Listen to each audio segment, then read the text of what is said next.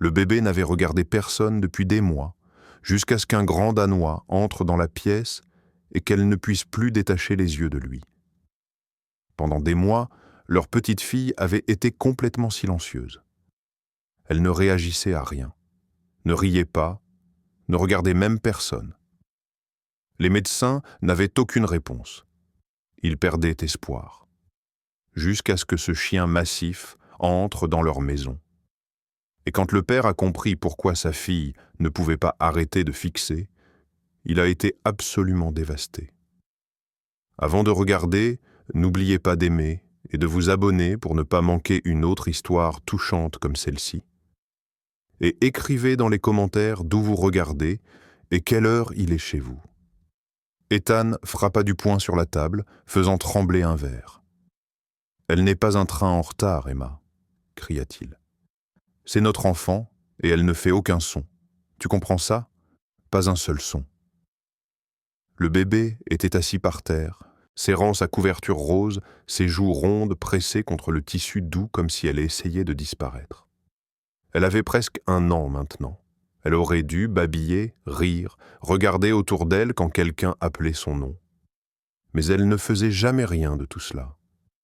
Ethan arpentait le petit salon, son visage tendu d'inquiétude et de frustration. « Je te le dis, quelque chose ne va pas, » dit-il. Elle ne lève même pas les yeux quand j'appelle son nom. Sa femme, Emma, était assise à côté du bébé, essayant de provoquer un sourire. Elle se développe juste lentement, dit Emma, sa voix tremblante. Certains enfants prennent plus de temps. Elle ne semblait pas convaincue. Le bébé leva brièvement les yeux quand elle entendit le coup, mais baissa à nouveau le regard, se retirant dans son monde silencieux. Ethan s'agenouilla et fit claquer ses doigts près de son visage. Rien. Aucune réaction. « Le médecin a dit d'attendre, » tenta Emma. « Nous devons être patients. »« J'en ai fini d'attendre, » dit Ethan, la mâchoire serrée. Il regarda leur fille. « C'est comme si elle ne savait même pas que nous sommes là. » Emma tressaillit. « Ne dis pas ça. C'est notre fille. Elle sait que nous sommes là. » Mais au fond d'eux-mêmes, ils comprenaient tous les deux.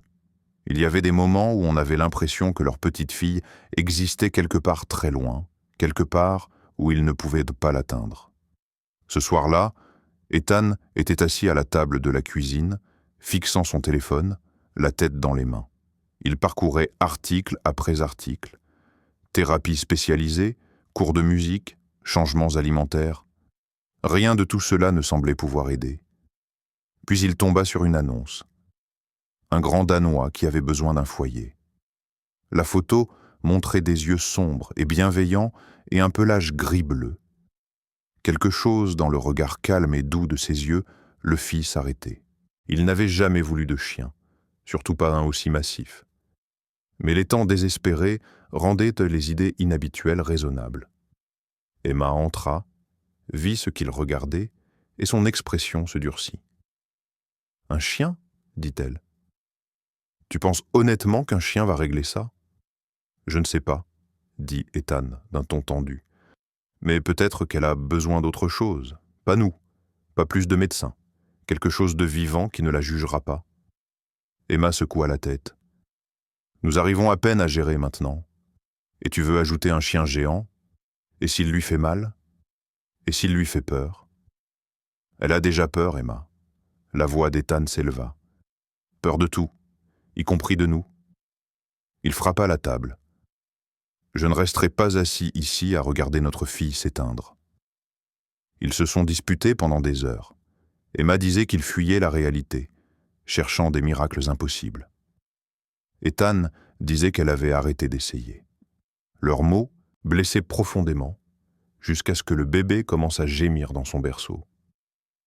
Les deux parents se turent, la honte submergeant leur colère. Le lendemain, Ethan partit seul rencontrer le chien. Le refuge pour animaux sentait le désinfectant et la fourrure humide. Un membre du personnel le conduisit devant des rangées de cages. Des chiens aboyant partout, jusqu'à ce qu'ils atteignent l'extrémité où c'était calme.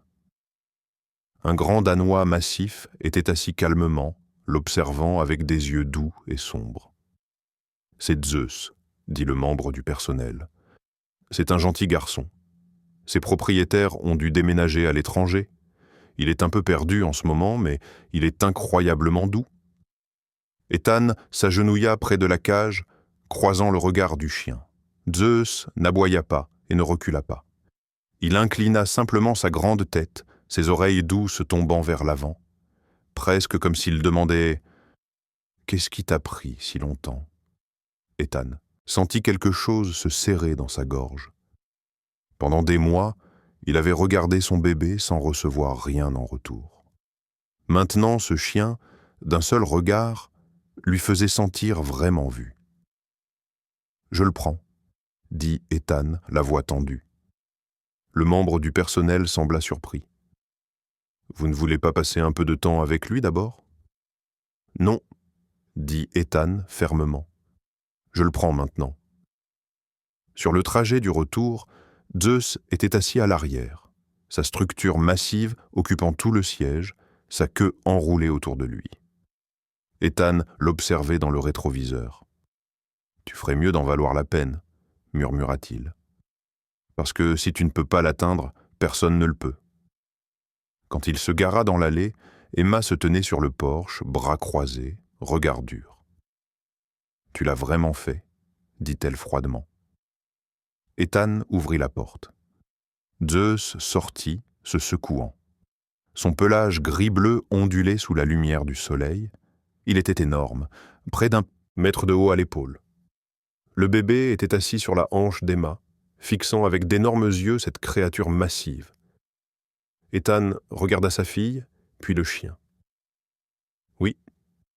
Maintenant, voyons ce qui se passe. » Zeus entra dans le salon, sa structure massive projetant une ombre sur le tapis. Il renifla une fois, puis s'installa calmement au centre de la pièce, sa queue balayant le sol. Ethan était sur le point de parler quand il remarqua quelque chose d'étrange. Sa petite fille était devenue complètement immobile. Ses petites mains serraient la couverture rose plus fort. Ses minuscules jambes, vêtues d'un pantalon rayé, se verrouillèrent contre le sol. Elle ne pleurait pas. Elle ne détournait pas le regard. Elle fixait directement le chien. « Ethan, » chuchota Emma. « Regarde ce qu'elle fait. » Il s'approcha, son cœur battant la chamade. Pendant des mois, sa fille avait refusé de regarder qui que ce soit. Elle passait devant les gens comme s'ils étaient invisibles. Maintenant, ses yeux sombres étaient fixés sur Zeus comme s'il était tout au monde. Elle ne clignait même pas des yeux. « Elle n'a jamais fixé personne comme ça », souffla Ethan. « Jamais. » Des minutes passèrent. Le chien déplaça légèrement sa tête massive. Les yeux du bébé suivirent. La voix d'Emma trembla. « Ce n'est pas normal. Pourquoi le regarde-t-elle si intensément ?» Ethan secoua la tête. « Non, elle se connecte avec lui. » Puis quelque chose se produisit. Le bébé entr'ouvrit les lèvres. Un faible son émergea, chevrotant mais intentionnel, ses yeux restaient fixés sur le visage de Zeus. « Elle a fait un bruit », haleta Ethan. « Emma, elle a fait un vrai bruit. » La main d'Emma vola à sa bouche. « Non, elle babille juste. » Mais alors Zeus émit un son doux et profond, pas un aboiement, un grondement grave qui semblait venir du fond de sa poitrine massive, un son doux et résonnant qui remplit toute la pièce. Les yeux du bébé s'écarquillèrent. Elle babilla à nouveau, plus fort cette fois, presque en correspondance avec la même basse fréquence. La vision d'Ethan se brouilla. Pourquoi répond-elle à lui? Pourquoi seulement à lui? Le bébé rit soudainement, fixant toujours Zeus sans rompre le contact visuel.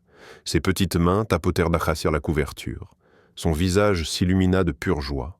Elle gloussa et babilla à nouveau, ses yeux ne quittant jamais le chien. Ethan observait, son esprit s'emballant. Quelque chose ne collait pas. Pendant des mois, ils avaient joué de la musique pour elle, rien. Ils avaient applaudi, crié, chuchoté son nom. Rien. Emma avait acheté des hochets, des jouets musicaux, tout ce qui faisait du bruit. Le bébé ne les avait même jamais regardés. Mais ça, c'était différent. Zeus bougea légèrement et la tête du bébé tourna, suivant son mouvement avec une concentration laser, comme si elle le lisait, comme si elle écoutait avec tout son corps. « Emma », dit lentement Ethan, la voix tendue. « Quand a-t-elle déjà suivi un son comme ça? Quand a-t-elle déjà suivi quoi que ce soit que nous faisions ?» Le visage d'Emma pâlit. « Elle ne l'a pas fait?